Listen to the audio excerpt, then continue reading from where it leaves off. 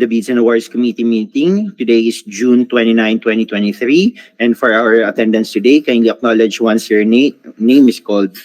For our presiding officer, Attorney Roberto Martinez Benaventura. Sir, good morning. Present. For our members, Engineer Ronaldo Lumibaw. I think he's online. Captain Florendo Jose C. Aquino III. About to join. Miss Amneres G. Gabriel. Present. Good morning. Good morning, Ma'am Vani. Engineer Leandro R. Varquez. Present. Good morning, Sir Elbot. For our provisional members, we have here end user representatives from ANS, Engineer June Gagtan. Present. Also from FSIS of SAM, Ms. Rothes Samala. We also have in attendance today, present online and in person, members of the BAC Secretariat, Technical Working Group, and observers from COA, Resident Auditor, PCCI, NGO EBJFI, PICE, Internal Audit Service, PCAI, and DOTR. Considering, Mr. Chair, that 4 of the 7 members of the committee are present, we do have a quorum, sir. Okay, thank you, Attorney Frank. So with that, considering we have a quorum, let's proceed with the agenda items, please. The first item in our agenda, Mr. Chair, is the submission and opening of bids for the project Blood Chemistry and Hematology Reagents with CBA number 23-04346 amounting to 1,301,475 pesos. This is an FSIS off-sum project, and this is for direct contracting, Mr. Chair.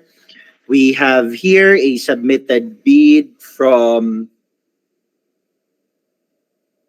BioCare Health Resources Incorporated, and we also have, Mr. Chair, representative from the company joining us online. Secretariat, Mr. Chair, permission to allow the representative to join online, sir. Go ahead, please. Secretariat, please.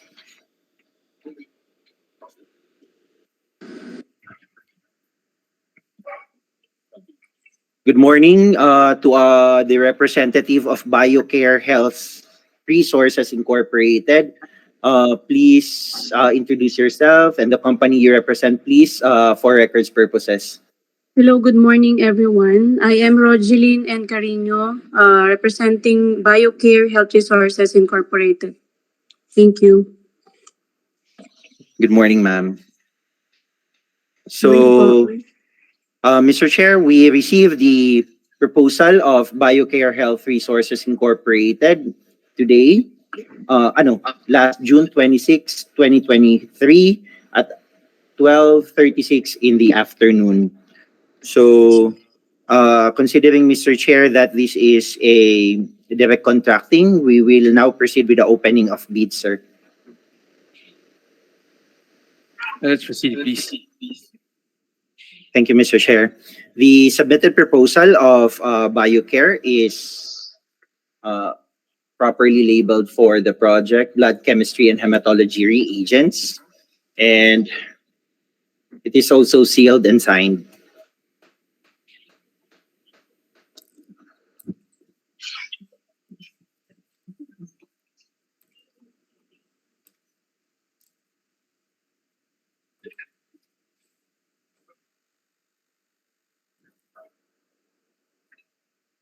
The proposal of BioCare has tabbings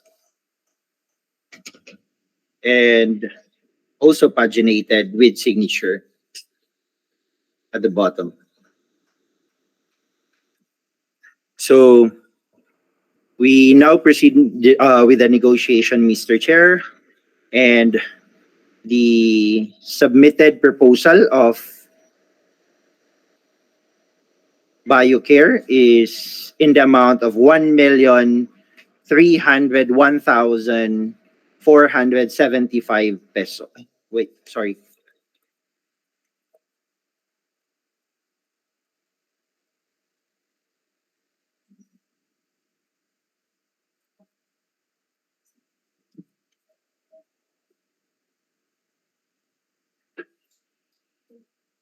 in your screens, Mr. Chair, is the financial bid of BioCare in the amount of 1,297,408 pesos with no discount and below the ABC. Again, it's 1,297,408 pesos. At this juncture, sir, we open now the floor for the negotiation.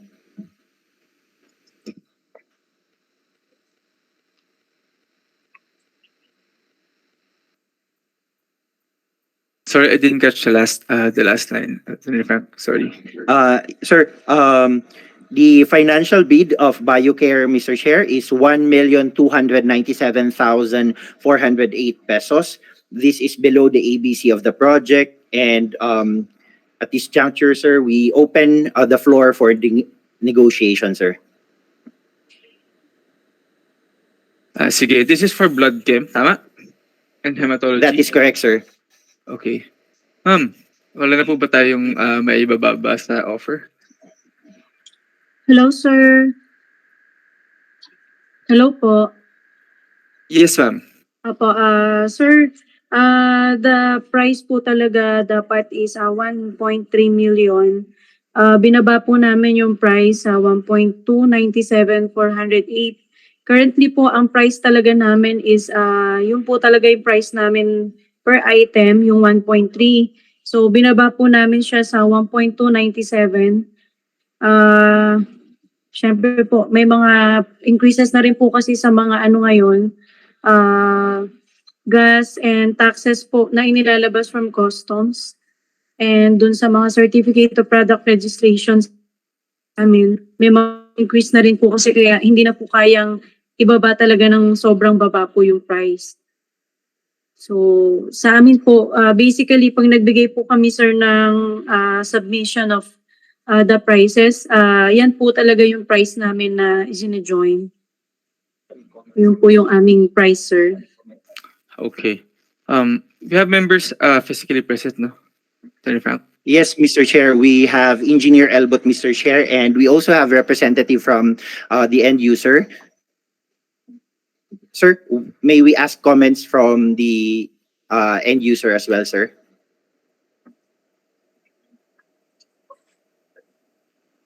Po, hello, good morning po. Dun po sa sinabi ni Miss Rogeline Carino, I agree naman po about sa price nila. Siguro dahil ang dami naman po ngayon na increase na and everything. Agree po. Okay, ma'am. Mag-negotiate nga tayo. No, but in any case, I understand the urgency of this particular bidding kasi matagal na yung isang component nito, no?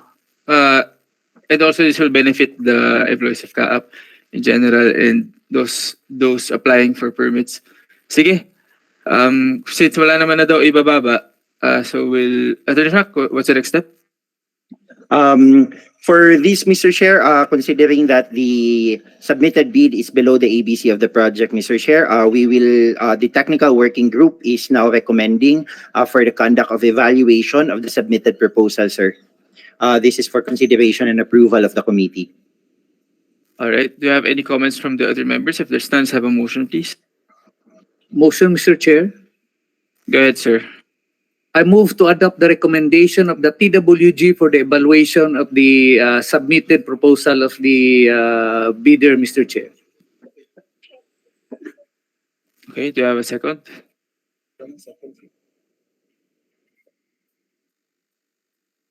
May second ba?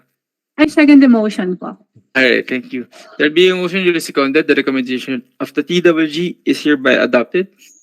And this is for Attorney Frank, bid evaluation. Tama? Yes, sir. Evaluation. Yes, sir. Bid evaluation. The evaluation of the bid. Okay, motion is carried. Let's proceed, please. Thank you, Mr. Chair. To the representative of BioCare, thank you, ma'am, for submitting your bid. We will just notify you of the outcome of the bid evaluation po.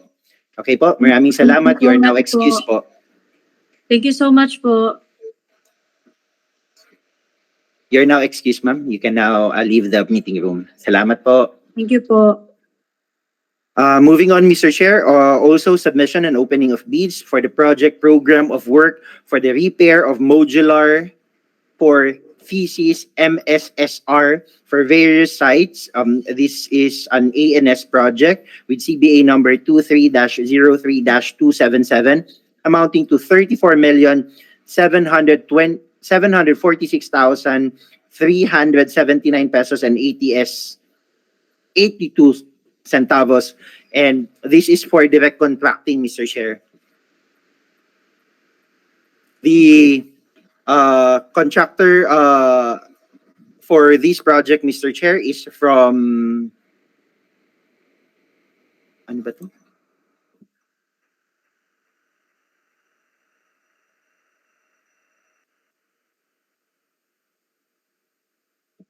From Pacific Hemisphere, and we received their proposal, Mr. Chair, today, 9:23 in the morning. We have here, Mr. Chair, the representative of the bidder. Sir, pakilala po kayo, sir, at saka yung company niyo po. Pakigamit na lang po yung mic. Good morning, ladies and gentlemen. This is Alexander Lianto from Pacific Hemisphere Development Corporation. And I was tasked by Mr. Roger Ferrari to attend this occasion. Mr. Chair, we are now ready to open the submitted proposal. Permission to proceed, sir. Go ahead, please.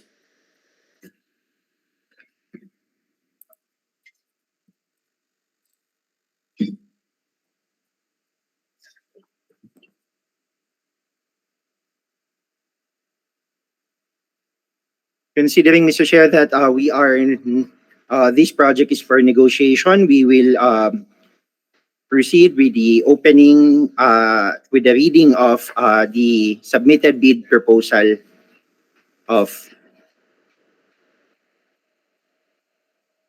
Pacific Hemisphere.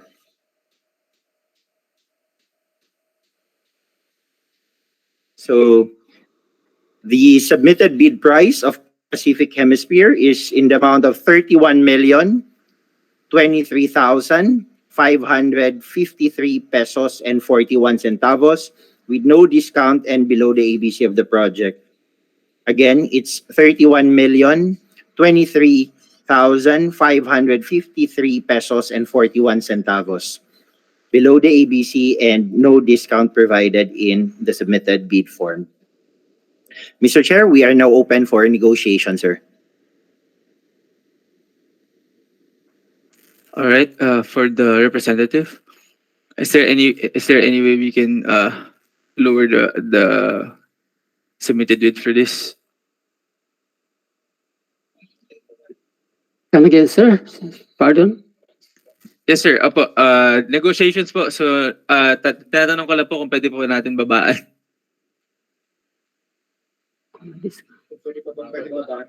I think, sir, medyo na-maintain na namin yung price for quite some time. So, considering the exchange rate, which is very volatile, and we are all aware of that. And the period from negotiation to the finalization of this transaction, we cannot grant that further discount, sir. All right. Can we hear from the end user? Yes, sir. I agree with the supplier. I just like to confirm if only the repaired spare parts module will be paid, and those that will not be repaired will be returned to us, deductible to the ABC. Of course, since those cannot be repaired, we will find some replacement on that, and probably there will be some kind of an adjustment. So, in the meantime, we cannot commit any final decision on those unrepairable items. So we have to wait until the end user, the manufacturer, will confirm to us whether it's repairable or not. Agree, sir. Thank you. Right. So in short, the end user agrees with the amount here. Tama ba? Yes, Mr. Chair, we agree to the amount. Sige. Do you have any further questions from our members?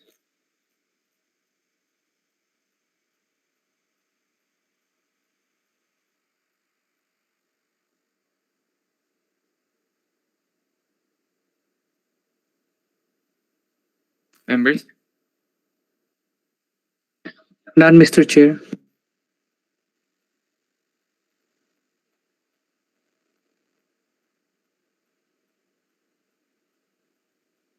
Okay, sige.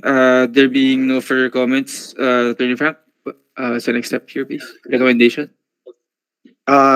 Yes, Mr. Chair.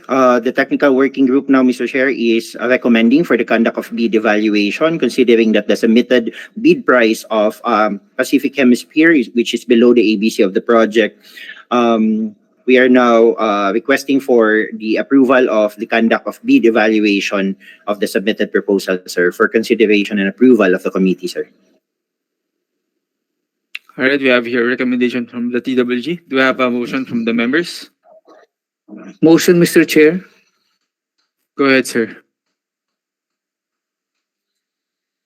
I move to adopt the recommendation of the TWG for the conduct of bid evaluation of the submitted proposal of the bidder, Mr. Chair.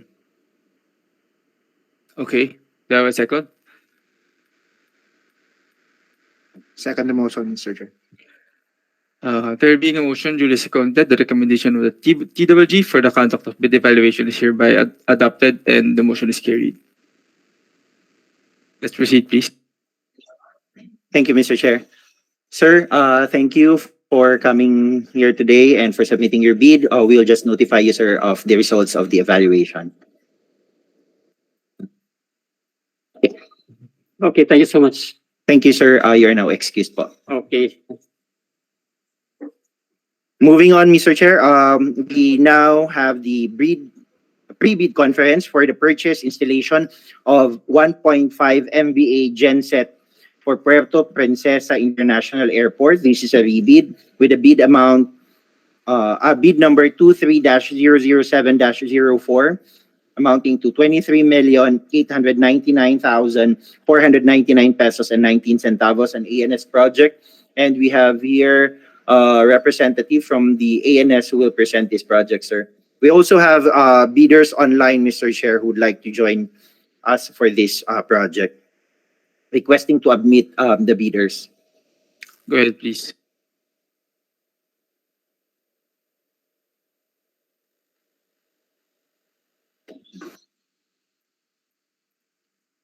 Okay, good morning to all our prospective bidders. Welcome to the bid open for the pre-bid conference for the purchase installation of 1.5 MVA Genset at Puerto Princesa International Airport.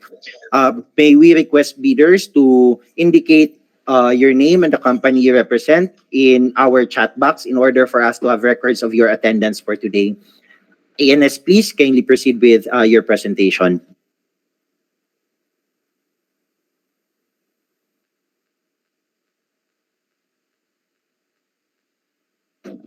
Sir Roderick. Yes, sir. Allow me to share my screen first.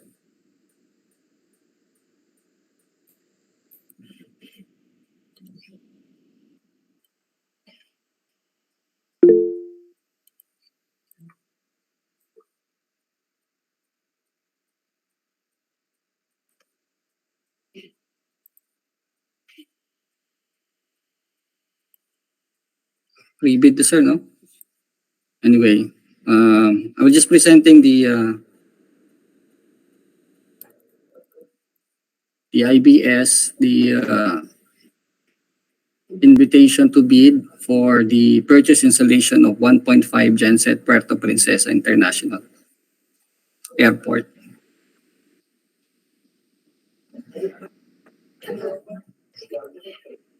Okay, good morning po ulit. So the Civil Aviation Authority of the Philippines, through the Corporate Operating Budget CY 2023 project, intends to apply the sum of 23 899,499 pesos and 19 centavos being the approved budget for the contract or ABC for the purchase installation of 1.5 MBA Genset Puerto Princesa International Airport. Item number 2, so the CAAP invite bids for the above procurement project and the completion of the works is required within 168 calendar days upon notice to proceed. For item number 5, a complete set of bidding document may be acquired by the interested bidders and in the amount from the given address and website below, and upon payment of the applicable fee for the bidding document pursuant to the latest guidance issued by the GPPB in the amount of 28,000 pesos, inclusive of the 12% VAT or VAT.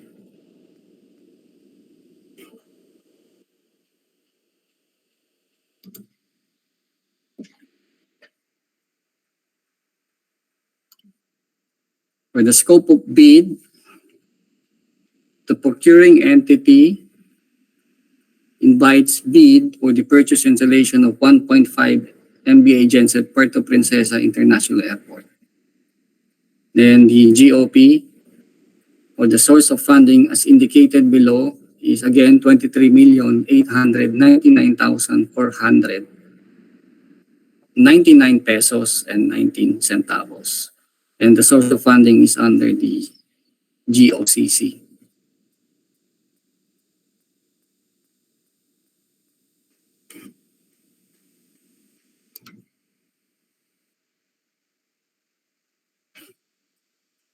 Let's go straight ahead doon sa bid data sheet. Ito po yung mga requirements natin. So, the bidder must have completed within 8 years from the date of submission and receipts of bid a single contract that is similar to this project, equivalent to at least 50% of the ABC.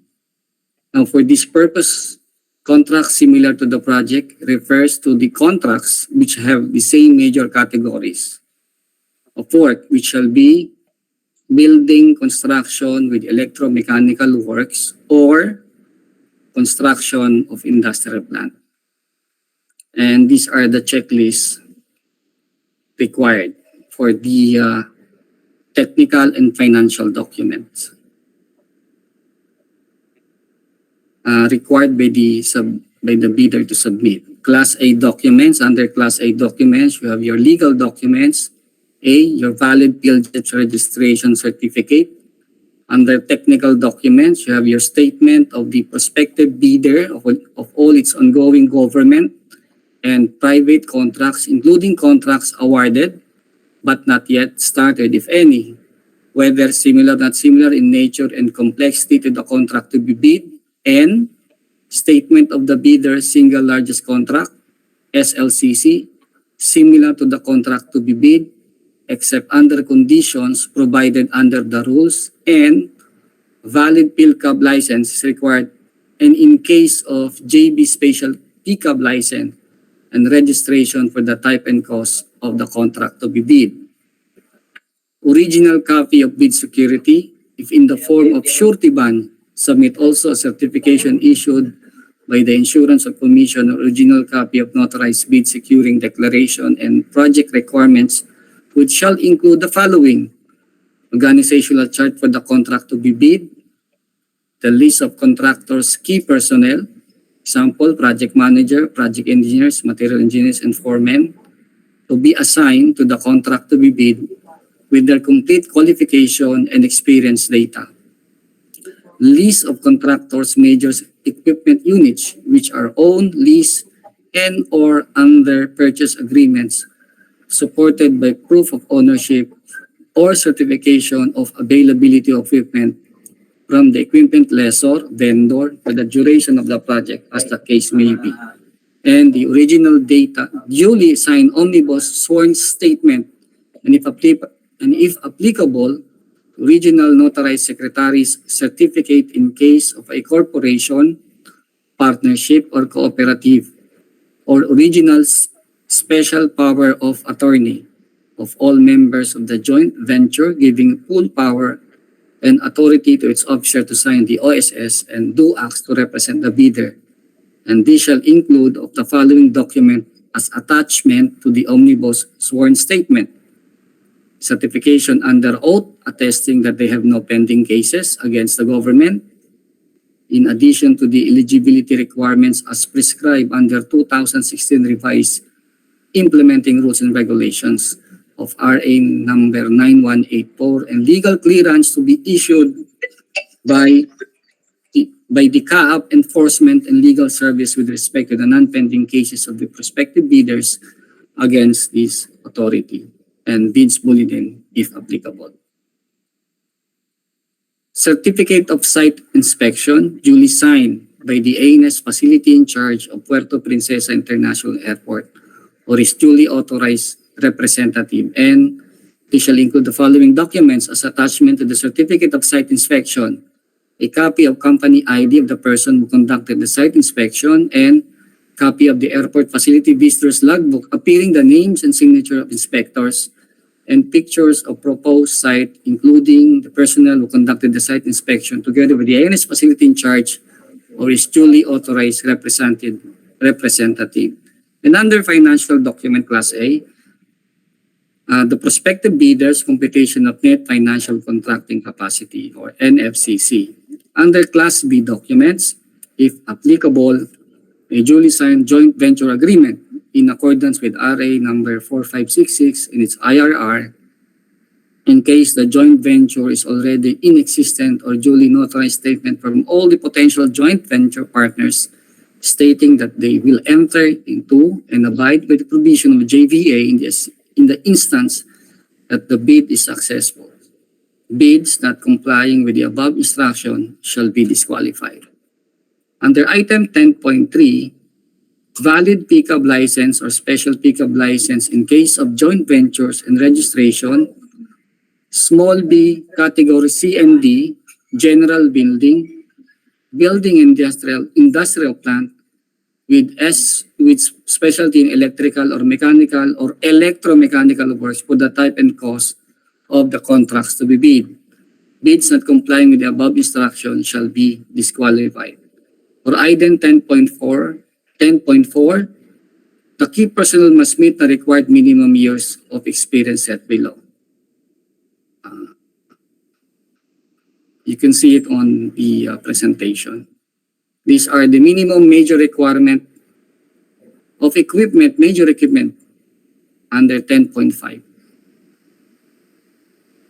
Now, under 10.4 and 10.5, that bids not complying with the above instruction shall be disqualified. For the discount stated in the financial bid shall be computer written with the same font style and size as of the whole text of the said form. Discounts that are either handwritten, typewritten, or computer written in other font style and size shall not be considered. Now, the second bid envelope shall contain the financial documents for the bid as specified in Section 9, checklist of technical and financial documents.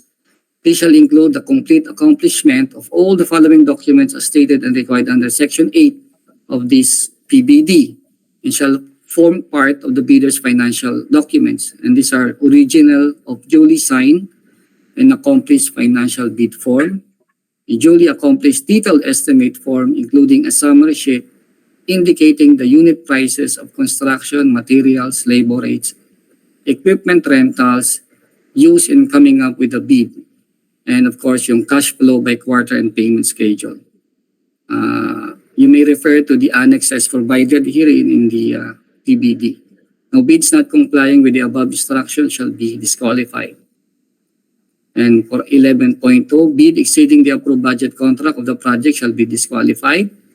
For item 15.1, the bid security shall be in the form of a bid securing declaration or any of the following forms: an amount, the amount of not less than 2% of ABC or 477,990 if bid security is in cash, cashier's manager's check, bank draft guarantee, or irrevocable letter of credit. If the amount of not less than 5% of ABC or 1,194,975 if bid security is in surety bond. For item 16, each and every page thereof shall be initial signed by the duly authorized representative of the bidder. Now, submitted eligibility, technical, and financial documents shall be properly marked with index tabs or ear tab and must be sequentially paginated in accurate order in the form of page 100, for example. Page number of last page of the document or per envelope basis. Pagination shall be sequential based on the entire span of the whole document inside the envelope. Now, bids not complying with the above instructions shall be automatically disqualified. And under 16, each bidder shall submit one original bid. Partial bid is not allowed. Okay. The infrastructure project is packaged in a single lot, and the lot shall not be divided into sublots for the purpose of bidding, evaluation, and contract award.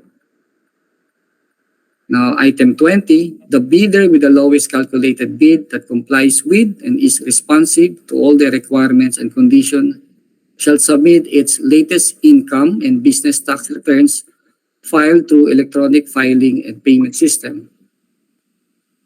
Business licenses and permits required by law. These are registration certificate, mayor's permit, tax clearance, and pickup license.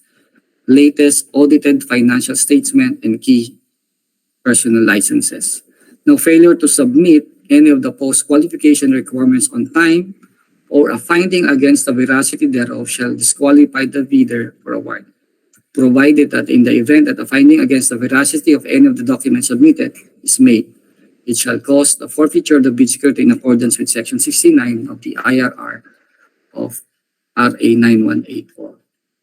Now, for 21, the following relevant project documents are required to be submitted by the successful bidder who submitted the LCRB as part of the contract agreement during its signing. These are construction schedule, bar chart and S-curve, PERT CPN network diagram and power schedule, construction methods, equipment utilization schedule, and the construction safety and health programs approved by the Department of Labor and Employment for the purchase installation of 1.5 Genset project at Puerto Princesa International Airport, Palawan, Philippines. We now move on to the special condition ng contracts. And these are for item 3.1 on the GGC clause, the Civil Aviation Authority of the Philippines shall give possession of all parts of the site to the contractor upon receipt of the notice to proceed. For 6, certificate of inspection signed by FIC or his or her representative. For warranty, the 1-year defect liability period plus 1-year warranty upon completion of works. Upon the completion of works. For item 10, no day works are applied to the contract.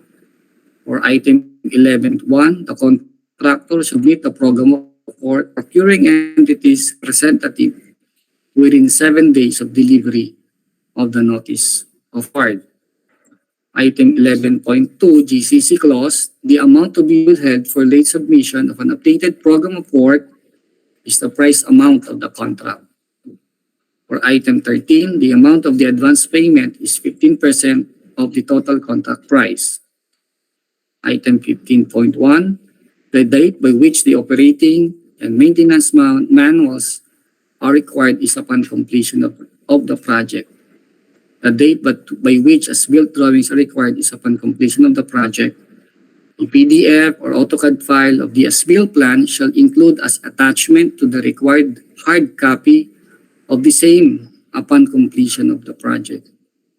And lastly, the amount to be withheld for failing to produce the as-built drawings and or operating and maintenance manual by the date required is 2% of the contract price. Just mention some of the highlights ng specifications, no? Which in general, for the project of purchase installation of 1.5 MVA generation, Genset, Puerto Princesa International Airport. So the objective of the project is to install a new single 1.5 MVA diesel engine generator to serve as a backup to either of the two existing generators in case of the two existing and able to operate during its operation. And the contract duration shall be 168 calendar days, and delaying the delivery shall be subject for penalties.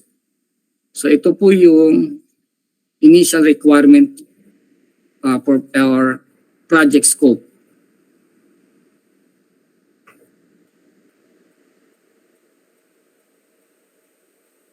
Okay?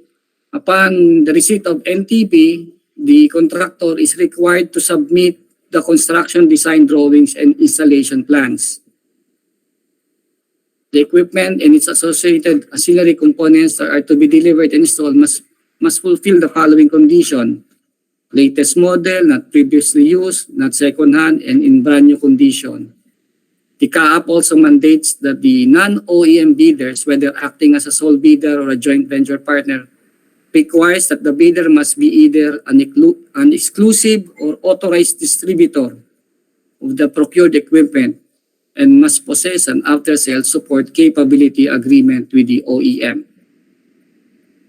The contractor or their authorized representative is required to obtain a certificate of site of inspection from the ANS facility in charge or an authorized representative at the Puerto Princesa International Airport prior to the commencing of any work at the site. And of course, the contractor must prioritize the health and safety of workers and the public while complying with the relevant regulation and standard.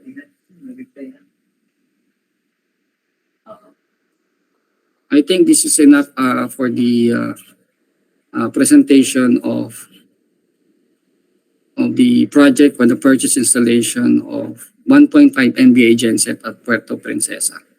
So these are the details of the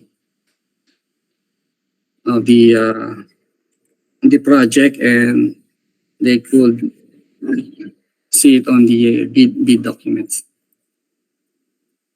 Thank you po. Mr. Chair, at this juncture, we are now open to questions and clarifications from our prospective bidders. The technical working group as well as the end user representatives are now ready to accept questions, sir.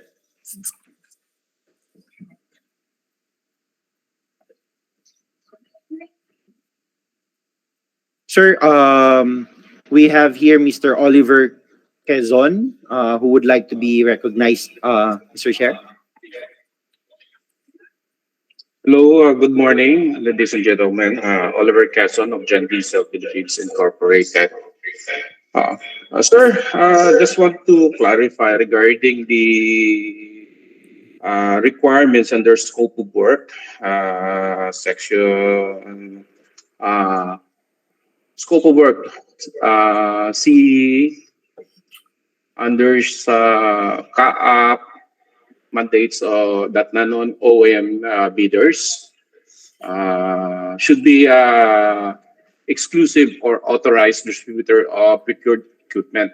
Can we say, sir, that the exclusive distributorship or authorized distributorship will be coming from the engine manufacturer of the said genset, because this is the vital equipment that drives the generator set?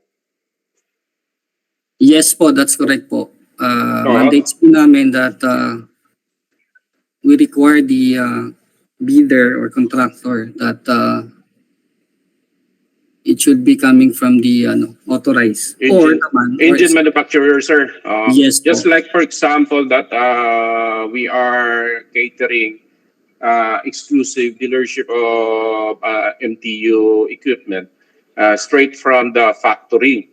So in that relation, we are obliged to cater all the needs of this equipment, render its service, and after sales support, we have the agreement for that. So is it possible, sir, that this certificate should be included also in one of our checklists? Same with the site inspection. Ang requirement lang po natin is prior to the bidding po is yung makapag-inspect po kayo ng ng site. Yes, sir. Provide po kayo, mabibigyan po kayo ng site certification that you inspect prior doon sa bidding po. Yun lang po yung hinihingi namin. And of course, yung other legal and other documents po, legal, technical, financial documents.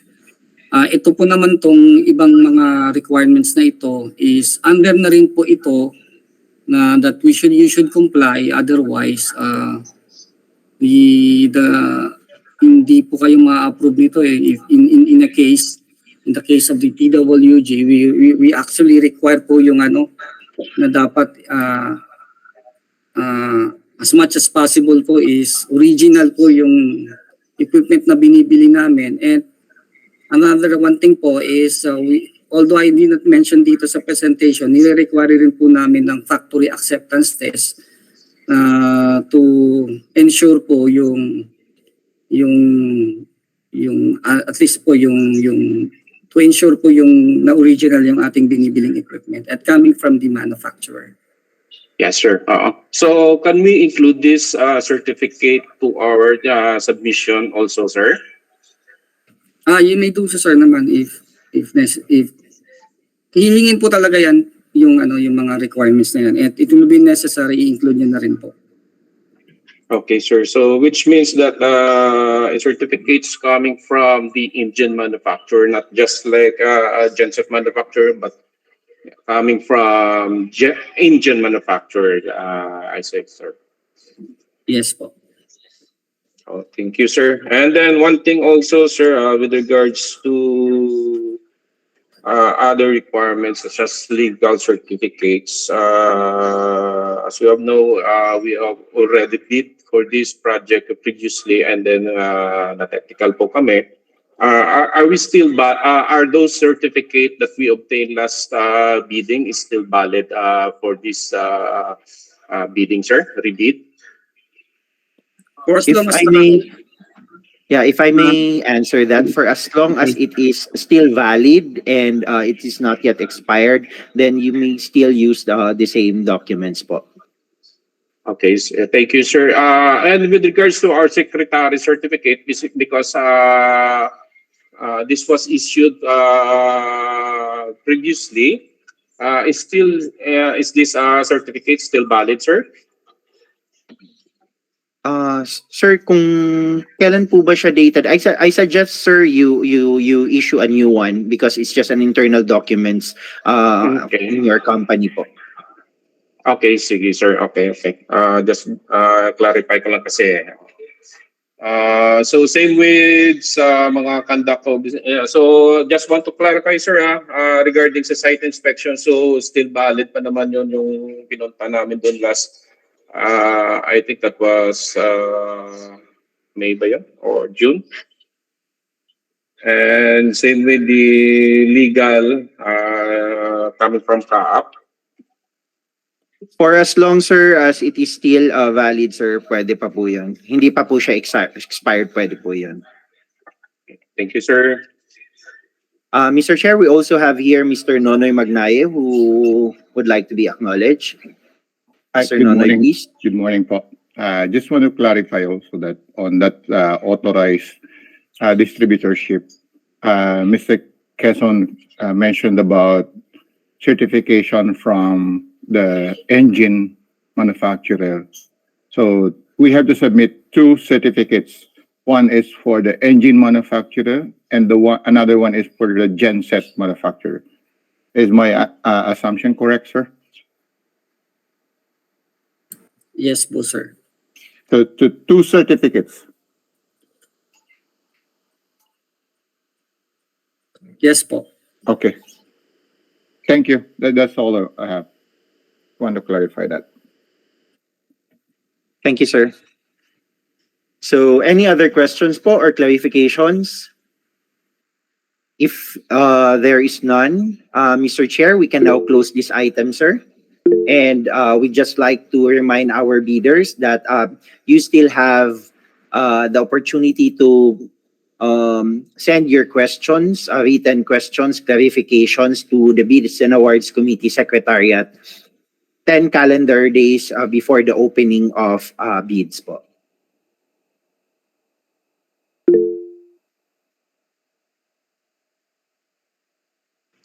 Sir, pwede pa po ba? Ay, yes po, sir, Mr. Oliver po.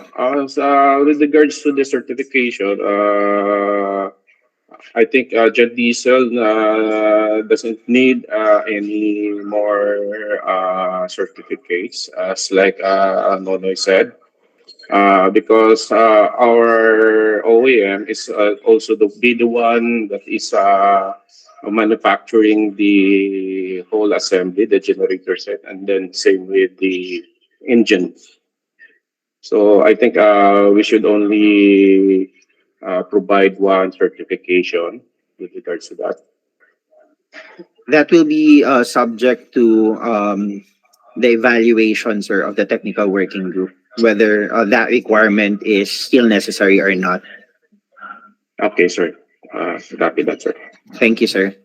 Mr. Chair, having no other questions, sir, we can now close this item, sir, and proceed to our next item. Sige, let's do that. So the next item is still a pre-bid conference, right? Yes, Mr. Chair. Proceed, please. We can now excuse, Mr. Chair, the bidders for these projects. Secretariat, please.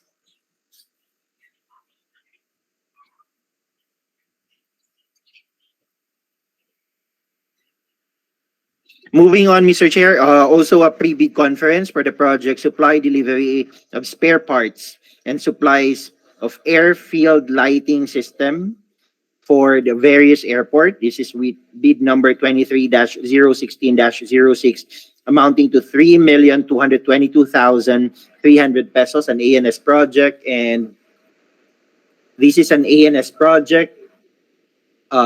ANS end user will present this, sir, and we have bidder representatives online for this. Permission to admit them, sir. Go ahead, please.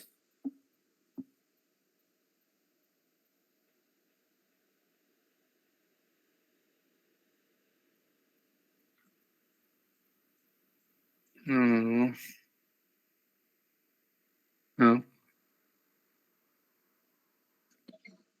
Good morning to all our bidders. Welcome to the pre-bid conference for the project supply and delivery of spare parts and supplies of Airfield lighting system for various airport. May we request you to indicate your name and the company you represent in our chat box in order for us to have records of your attendance for today. ANS, please go ahead with your presentation.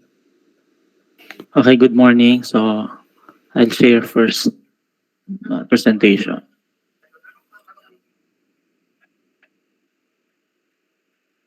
Sir, is my presentation visible already? Yes po. Okay, sir. So the pre-bid conference for the project supply and delivery of spare parts and supplies of Airfield lighting system for various airports. So bid number 23-016-06.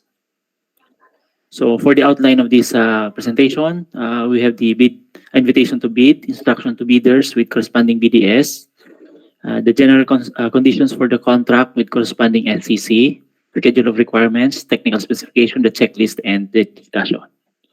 So for the invitation to bid for the supply and delivery of spare parts and supplies of Airfield lighting system for various airports with bid number 23-016-06. For item number 1, the Civil Aviation Authority of the Philippines, through CAAP Corporate Operating Budget FY 2023, intends to apply the sum of 3,222,300 pesos, being the ABC, to payments under the contract of bid number 23-016-06. Bids received in excess of the ABC shall be automatically rejected at bid opening. The CAAP now invites bid for of the above procurement project. Delivery of goods is required within 90 calendar days. Bidders should have completed within 7 years from the date of submission and receipt of bid a contract similar to the project. The description of the eligible bidders is contained in the bidding documents, particular in section 2. Yeah, instruction to bidders. Bidding will be conducted through open competitive bidding procedures using a non-discretionary pass or fail criterion as specified in the 2016 revised implementing rules and regulations of Republic Act 9184. Bidding is restricted to Filipino citizen, sole proprietorship, partnership, or organizations with at least 60% interest or outstanding capital stock belonging to citizens of the Philippines and a citizen of the or citizen of the organization of a country and laws or regulations of which grant similar rights to or privileges to Filipino citizens pursuant to RA 5183. Prospective bidders may obtain further information from CAAP and inspect the bidding documents at the address given during 8 o'clock a.m. to 5 p.m. at the back office, CAAP Mia Road, Pasay City. Complete set of bidding documents may be acquired by interested bidders on until the deadline of submission of bids from the given address and website below, and upon payment of the applicable fees for the bidding documents pursuant to the latest guidelines issued by GPPB in amount of 5,600 pesos, 12% VAT inclusive. The CAAP allows the bidders to present its proof and payment for the fees presenting the official receipt. It may also be downloaded free of charge from the website of the Philippine Government Electronic Procurement System, or the PhilGEPS, and the website of CAAP, provided that bidders shall pay the applicable fees for the bidding documents not later than the submission of the bids. Bids must be duly received by the BAC Secretariat through a manual submission at the office address given on or before July 11, 2023 at 9:30 a.m. Late bids shall not be accepted. Bids must be accompanied by a bid security in any of the acceptable forms and in the amount dated in ITB Clause 14.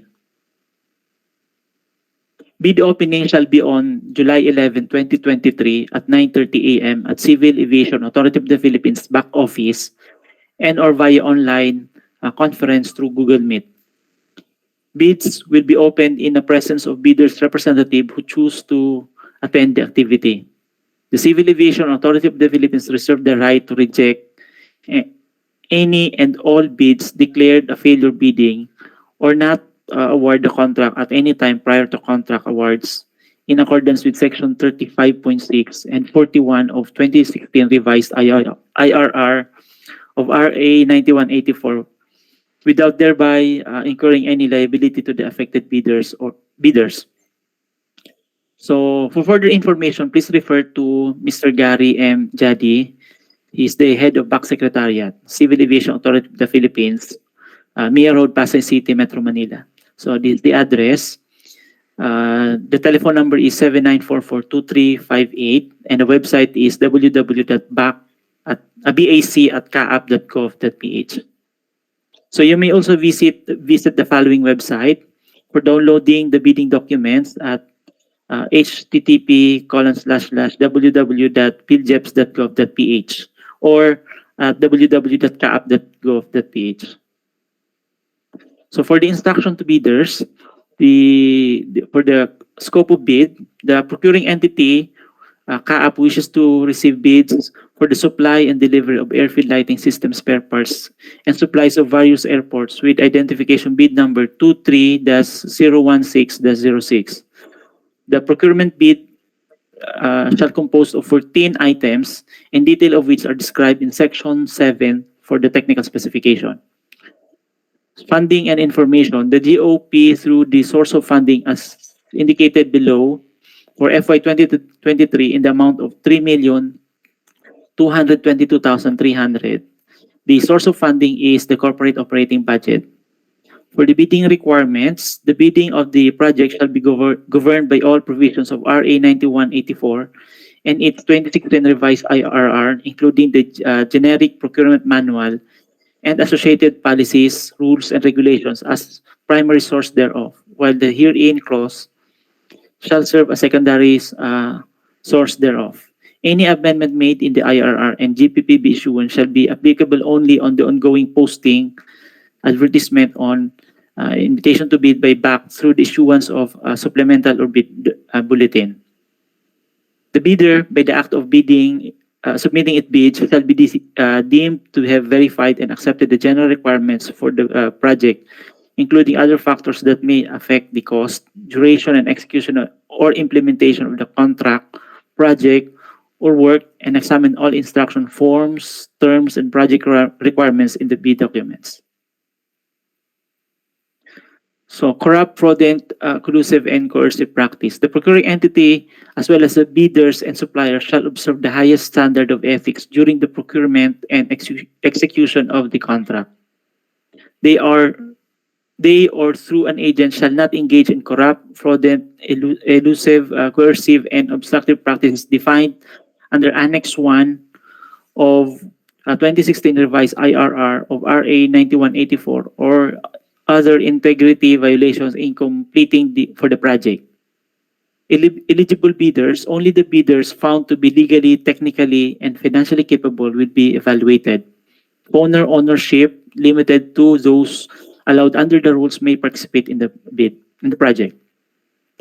Pursuant to Section 23.4.1.3 of the 2016 revised IRR of RA 9184, the bidder shall have the SLCC that at least one contract similar to the project, the value of which adjusted to current prices using the PSA CPI must be equivalent of 25% of the BAC, of the ABC, sorry. So for the bid data sheet, it's specified under 5.3. So for this purpose, contract similar to the project shall be supply of airfield lighting system spare parts, components, accessories, fixtures, and equipment or apparatus. And also completed within 7 years prior to the deadline for the submission and receipt of bids. The bidder shall comply with the eligibility criteria under Section 23.4.1 of the 2016 IRR of RA 9184. So for the origin of goods, there is no restriction on the origin of goods other than prohibited by the decision of the UN Security Council taken under Chapter 7 of the Charter of the UN, subject to domestic preference requirement of ITB Clause 18. So for the subcontract, the procuring entity has prescribed the subcontracting is not allowed. The procuring entity will hold a private conference for this project on a specified date and time, and either its physical address at Civil Aviation Authority of the Philippines, Old Mia Road, Pasay City, and or through video conferencing or webcasting as indicated in the paragraph 6 of invitation to bid. Clarification and amendments of the bidding documents. Prospective bidders may request for clarification and or interpretation of any part of the bidding documents. Such request must be in writing and received by the procuring entity either at its given address or through electronic mail indicated in the invitation to bid at least 10 calendar days before the deadline set for the submission and receipt of bids. Item 10, documents comprising bid, eligibility, and technical components. The first envelope shall contain the eligibility and technical components of the bid as specified in Section 8, checklist of technical and financial documents. The bidder's SLCC, as indicated ITB Clause 5.3, should have been completed within 7 years prior to the deadline of submission and receipt of bids. If the eligibility requirements or statement, the bids, and all other documents for submission of BAC are in foreign language other than English, it must be accompanied by a translation in English, which shall be authenticated by the appropriate Philippine Foreign Service establishment, post, or the equivalent office having jurisdiction over the foreign bidders' affairs in the Philippines. Similar to the required authentication above, the contracting parties to the apostille convention, only the translated document shall be authenticated through an apostille pursuant to GPPB Resolution number 13-2019 dated 23 May 2019. The English translation shall govern the purpose of interpretation of the bid. The documents comprising the bid for the financial component, the second bid envelope shall contain the financial document for bid as specified in Section 8, technical checklist of technical and financial documents. If the bidder claims preference as a domestic bidder or domestic entity, a certification issued by DTI shall be provided by the bidder in accordance with Section 43.1.3 of the 2016 revised IRR of RA number 9184. Any bid exceeding the ABC indicated in paragraph 1 of the IB shall not be accepted. For foreign-funded procurement, a ceiling may be applied to bid prices provided the conditions are met under Section 31.2 of 2016 revised IRR of RA 9184. So this is the illustration of the bid. There should be a main envelope, and inside the main envelope are two other envelopes, which are the technical and eligibility components, and the other envelope is the financial component. The bid document shall have a table of contents. It should be properly tabulated, and the pages should be initialed or signed and must be sequentially paginated in accurate order. For the bid prices indicated on the price schedule shall be entered separately in the following manner. For goods offered from within the procuring entity's country, the price of the goods quoted X work, X factory, X warehouses, or X showroom or off the shelf as applicable. The cost of all custom duties and sales and other taxes already paid or payable, the cost of transportation, insurance, and other costs incidental to the delivery of goods to their final destination, and the price of their services, if any, listed in the BDS. So under the bid data sheet, it specifically says that the price of the goods shall be quoted DDP, CAAP near road, Pasay City, or applicable international commercial terms for this project. For the bid and payment currencies, the goods that the bidder will supply from the outside the Philippines, the bid prices may be quoted in the local currency or tradable currency accepted by the BSP at the discretion of the bidder. However, the purpose for the bid evaluation, bid denominated in a foreign country shall be converted to Philippine currency based on the exchange rate as published in the BSP reference rate bulletin on the day of the bid opening. Payment of the contract price shall be made in the Philippine peso. For bid security, the bidder shall submit a bid securing declaration or any form of bid security in the amount indicated in BDS, which shall be not less than the percentage of the ABC in accordance with the schedule in the BDS. So the bid data specify that under 14.1, the bid security shall be in a form of bid securing declaration or any of the following form and amounts. The amount of not less than 64,446, which is equivalent to 2% of the ABC if the bid security is in cash, cashier's or manager's check, bank draft, guarantee, or irrevocable letter of credit, or B, the amount not less than 161,115 pesos, which is equivalent to 5% of the ABC if bid security is in a surety bond. The bid and bid security shall be valid until 120 calendar days. Any bid not accompanied by the acceptable bid security shall be rejected by the procuring entity as non-responsive. Sealings and markings of bids. Each bidder shall submit one copy of the first and second component of its bid. The procuring entity may request additional hard copies and or electronic copies of the bid.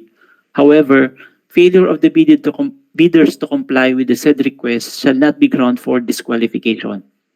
If the procuring entity allows the submission of bid through online submission or any other electronic means, the bidder shall submit an electronic copy of its bid, which must be digitally signed. An electronic copy that cannot be opened or is corrupted shall be considered non-responsive and thus automatically disqualified. So under the bid data sheet, it says that for the section 15, each page thereof shall be initialed by a duly authorized representatives of the bidder. Submitted eligibility, technical, and financial documents shall be properly marked with index tabs and must be sequentially paginated. So as we have mentioned previously. So the pagination shall be sequentially all throughout the documents inside the envelope. Bids not complying with the above instructions shall be automatically disqualified. Each bidder shall submit one copy of the first and second components of its bid, and per CAAP memorandum dated 17 September 2018 regarding the disqualification of prospective bidders with pending case against the government in the procuring activities of the CAAP, all prospective bidders shall be required to submit the following: a certificate under oath attesting that they have no pending cases against the government, in addition to the eligibility requirements of the bidder as prescribed under the revised implementing rules and regulation of the RA 84 and 9184, and legal clearance to be issued by CAAP Enforcement and Legal Service with respect to the non-pendence of any case of prospective bidders against the authority. So the deadline of submission of bids, the bidder shall submit on the specified date and time, and either in his physical address through online submission as indicated in paragraph 7 of IB. So opening and preliminary examination of bids, the BAC shall open the bids at public at the time, on the date and place specified in paragraph 9 of IB. The bidder's representative who are present shall sign a register evidencing their attendance. In case video conferencing, webcasting, or other similar technologies will be used, attendance of participants shall likewise be recorded by the BAC Secretariat. In case the bids cannot be opened on schedule due to justifiable reasons, the rescheduling requirement under Section 29 of the 26 IRR of RA 9184 shall prevail. The preliminary examination of bids shall be governed by Section 30 of the 2016 IRR of RA 9184. So for the domestic preference, the procuring entity will grant a margin of preference for the purpose of comparison of bids in accordance with Section 43.1.2 of the 2016 revised IRR of RA 9184. Detailed evaluation and comparison of bids. The procuring entity's BAC shall immediately conduct a detailed evaluation of all bids rated passed using non-discretionary pass-fail criteria. The BAC shall consider the condition in evaluation of bid under Section 32.2 of 2016 revised IRR of RA 9184. If the project allows partial bids, bidders may submit a proposal on any of the lost or items, and evaluation will be undertaken as per lot or item basis as the case may be. In case of bid security as required in ITB Clause 14 shall be submitted for each lot or item separately. So the description of lots or items shall be indicated in Section 7, technical specification.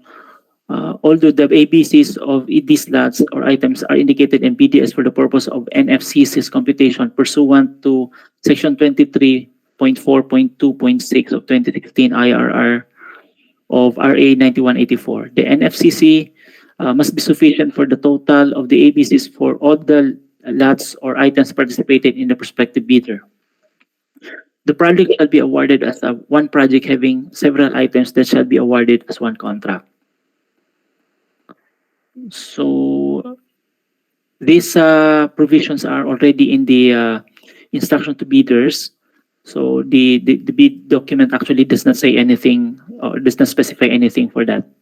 So for the general consideration conditions of the general contract with corresponding SCC, for the scope of the contract, this contract shall include in all the items through not specifically mentioned that can be reasonably interfered as being acquired for its completion, as if such items were expressly mentioned herein. All the provisions of RA number 9184 and its 2016 revised IRR, including the generic procurement manual and associated issuance, constitute the primary source of the items and condition of the contract and thus applicable in contract implementation.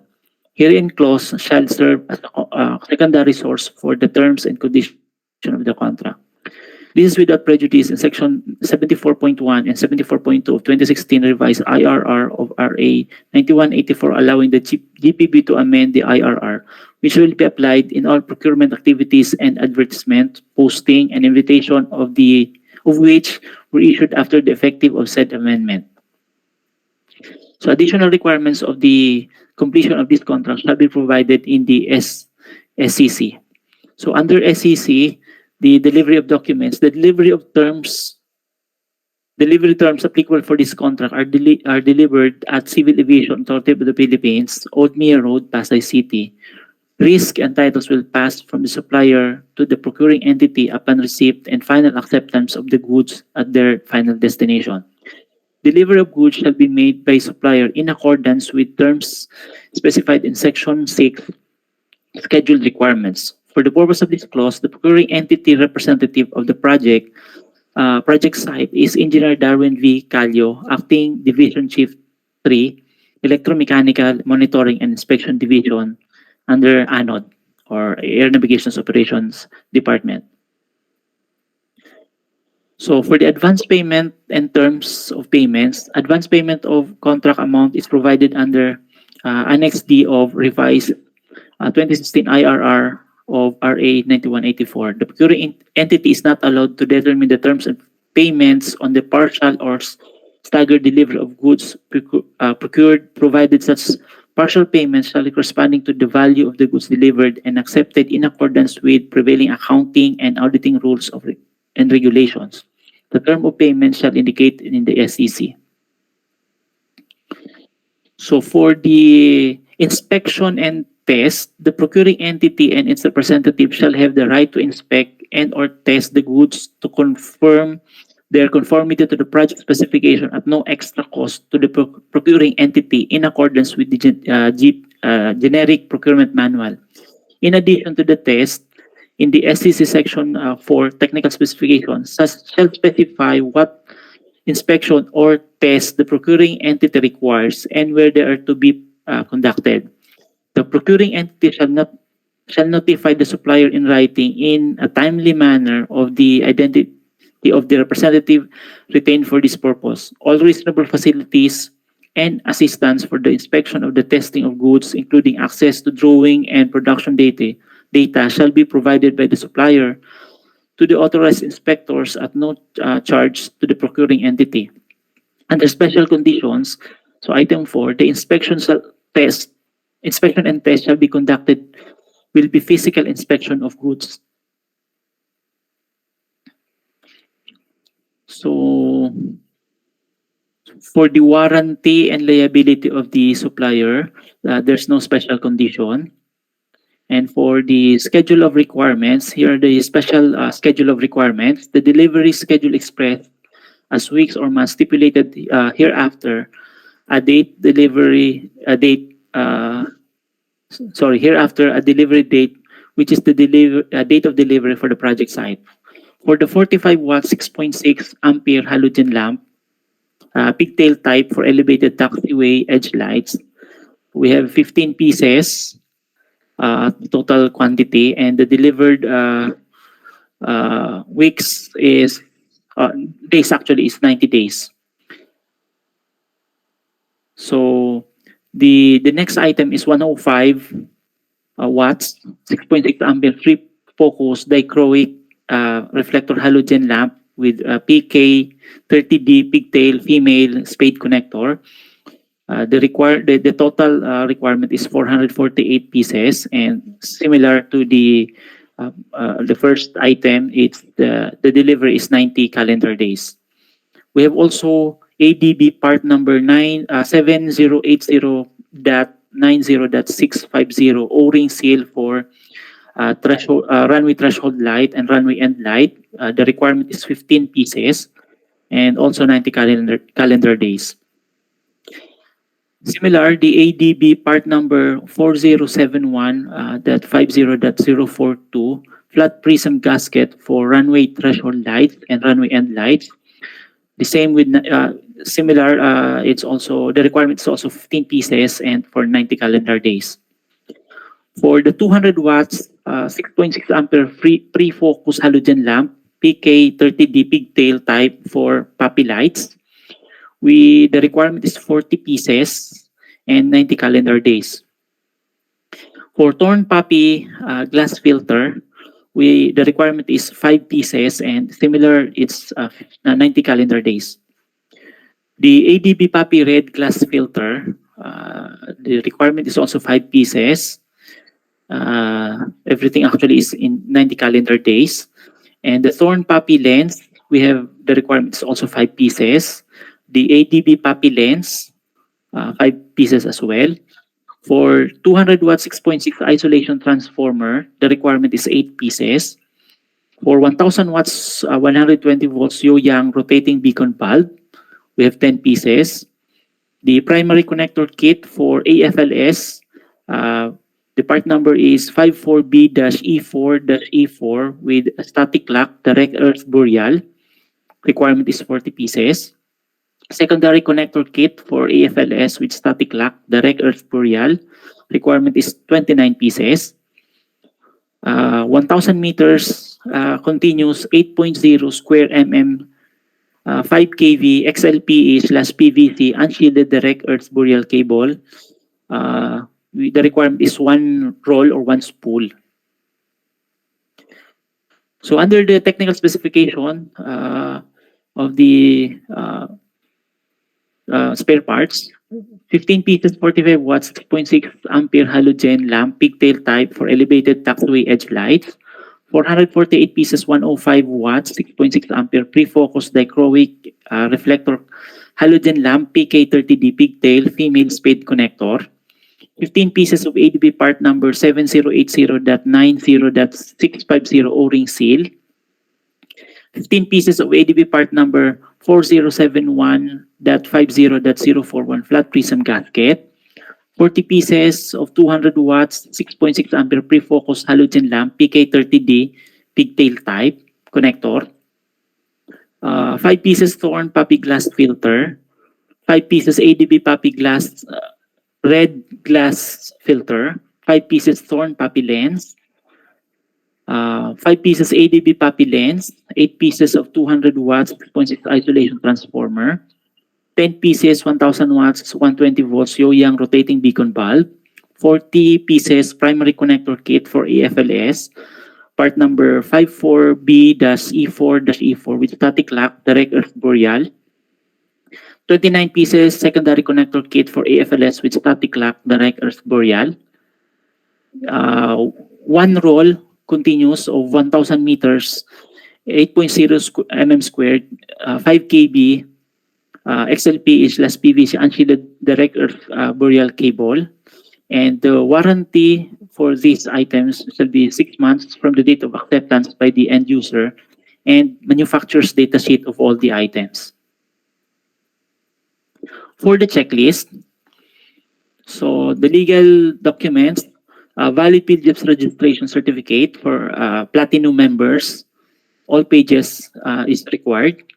For the technical documents, statement of the bidder, prospective bidders of all its ongoing government and private contracts, including contracts awarded but not yet started, if any, whether similar or not similar in nature and complexity of the contract to be bid, and statement of the bidder's SLCC, similar to the contract to be bid, except under conditions provided for in Section 23.4.1.3 and 23.4.2.4 of the 2016 revised IRR of RA 9184 within the relevant period as provided in the bidding documents, and original copy of bid security if informed of the surety bond, submit also a certification issued by the Issuance Commission or original copy of notarized bid securing declaration and conformity with the technical specification, which may be included production or delivery schedule, manpower requirements on or after sale parts if applicable, and original duly signed omnibus sworn statement, and if applicable, original notarized secretary certificate in case of a corporation, partnership, or cooperative, or original special power of attorney of all members of the joint venture giving full power and authority to its officer to sign the OSS and do act as to represent the bidder, and legal clearance to be issued by the CAAP Enforcement and Legal Service with respect to the non-pendency of any case of prospective bidders against the authority, and certification under oath attesting that they have no pending cases against the government in addition to the eligibility requirements for the bidder as prescribed under the revised implementing rules and regulation of RA 9184, and copy of bid bulletins if applicable, and manufacturer's data sheet of all items. For the financial document, the prospective bidder's computation of net financial contracting capacity or committed line of credit from Universal Commercial Bank in lieu of its NFCC computation. For Class B documents, if applicable, a duly signed joint venture agreement in case the joint venture is already in existence, or duly notarized statement from all the potential joint venture partner stating that they will enter into the abide by the provision of the JVA in instant that the bid is successful.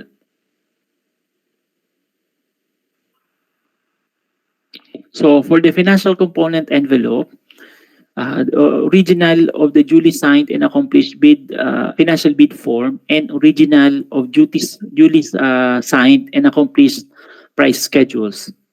So other documentary requirements under RA 9184 as applicable. So that's all, Mr. Chair. Sorry. That's all, Mr. Chair, for the presentation of this project. Thank you. All right, thank you. At this juncture, we open the floor for any queries or clarifications from any of the attendees.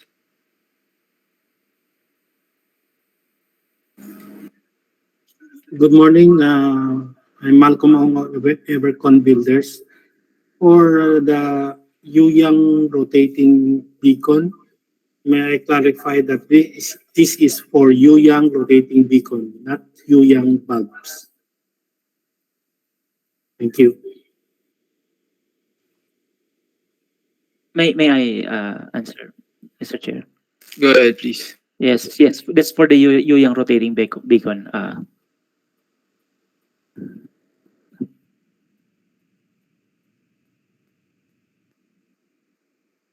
Okay, thank you.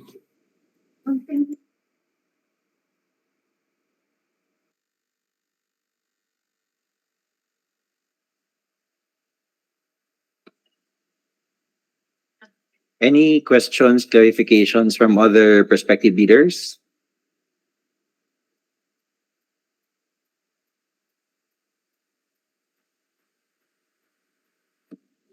So we would just like to remind leaders that you can send your written queries or clarification to our BAC secretary at 10 calendar days before the opening of the bids. Mr. Chair, I think we don't have any other questions, and we are now ready to close this item, sir. All right. Let's excuse the attendees online, please. And let's Thank you, proceed sir. for the next item.